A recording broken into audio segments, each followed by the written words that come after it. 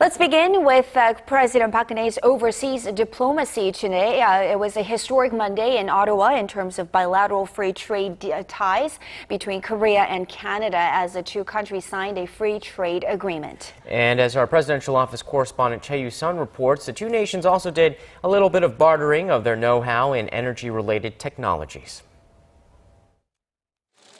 9 years after launching trade negotiations, Korea and Canada signed their free trade agreement on Monday.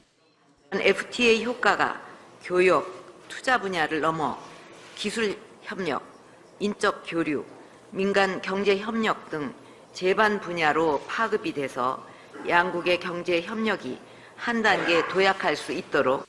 With the FTA signing, President Park Geun-hye and Prime Minister Stephen Harper elevated their relations to a strategic partnership, placing a greater emphasis on their political and economic cooperation and mutual trust. Seoul and Ottawa set global peace and co-prosperity as their shared goals.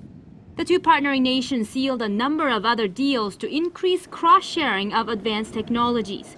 For instance, Korea will offer up its know-how in IT-based new energy industries, such as the smart grid and energy storage systems, in return for Canada's shale gas and oil sands exploration and development technologies.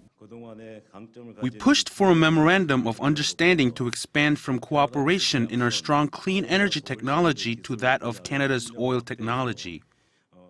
President Park and Prime Minister Harper will also expand their working holiday program to encourage more people-to-people exchanges. The Korean president also secured Ottawa's support for her North Korea policies.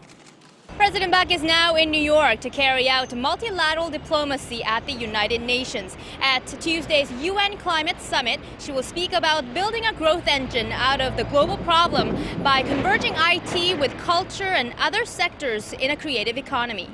Choi You-sun, Arirang News, New York.